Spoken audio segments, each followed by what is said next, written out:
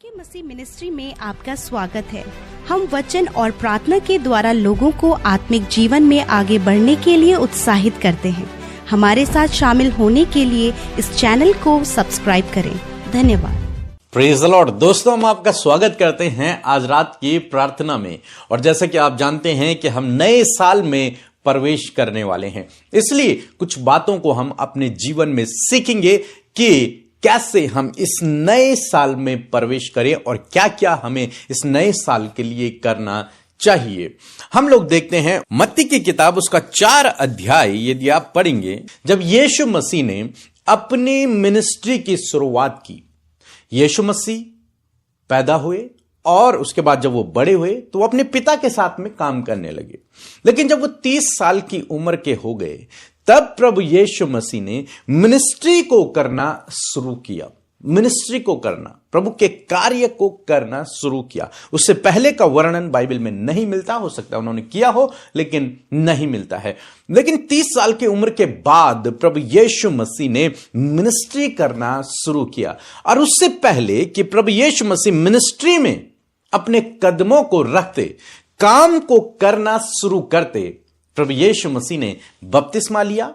और उसके बाद कुछ विशेष बात यहां पर लिखी हुई है, उस पर आज हम ध्यान करेंगे और 3 बातें मैं आपको समझाऊंगा। यहां पर लिखा है 4 अध्याय 1 पद यदि आप पढ़ेंगे तो लिखा है, तब उस समय आत्मा यीशु को जंगल में ले गया ताकि इब्लिस से उसकी परीक्षा हो कि वह 40 दिन और 40 रात निराहार रहा और अंत में उसे भूख लगी। तो यहां पर हम देखते हैं कि यीशु मसीह ने अपनी मिनिस्ट्री को शुरू करने से पहले, एक नए कार्य क्षेत्र में कदम रखने से पहले उपवास किया।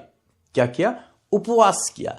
इसीलिए हमने भी इस पूरे दिसंबर महीने 31 दिनों तक मॉर्निंग फास्टिंग रखी थी। और मैंने सब लोगों से कहा था कि आप भी हमारे साथ में इस मॉर्निंग फास्टिंग में शामिल हों। और बहुत सारे लोग हैं जो प्रतिदिन इस मॉर्निंग फास्टिंग में शामिल हो रहे हैं। और बहुत सारे लोग अपनी गवाहियों को भेज रहे हैं कि लाइफ में उन्होंने कभी फास्ट नहीं रखा, वो नहीं रख पाते थे, कई समय से उन्होंने फास्ट नहीं रखा था, लेकिन इस महीने उन्होंने हमारे साथ में मॉर्निंग फास्टिंग को किया है और परमेश्वर ने उन्हें बलवंत किया है, आत्मिक रूप से मजबूत किया है।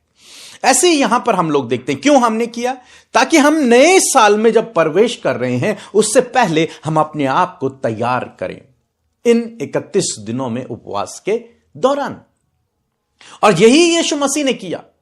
यीशु मसीह ने अपनी मिनिस्ट्री की शुरुआत करने से पहले, एक नए कार्य क्षेत्र में कदम रखने से पहले उपवास किए 40 दिन तक।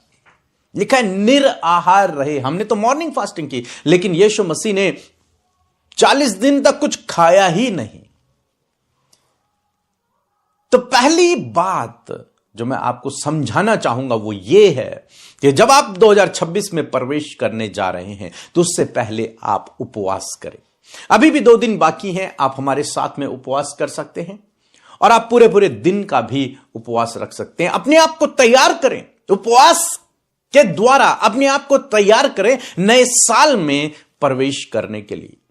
दूसरी बात मैं आपको बताना चाहूंगा, यहां पर यीशु मसीह जब जंगल में थे तो वहां पर न केवल यीशु मसीह उपवास कर रहे थे, बल्कि वहां पर वो प्रार्थना और वचन पर मनन कर रहे थे, वचन का अध्ययन कर रहे थे, या फिर परमेश्वर से उन वचनों को सीख रहे थे।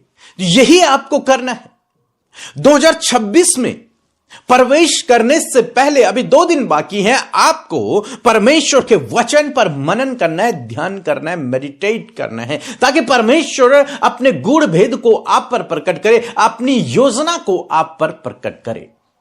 और मेरा विश्वास है कि जब आप वचन पढ़ना शुरू करेंगे इन 2 दिनों में, प्रभु आपसे बातचीत करेगा। आपने कभी बाइबल नहीं पढ़ी तो ये 2 दिन आपके पास हैं, आप जरूर से बाइबल खोलें और उसे पढ़ना शुरू करें। परमेश्वर अपनी योजना को, अपनी बातों को आप पर प्रकट करेगा और 2026 के लिए प्रभु आपको एक नया विजन भी देगा।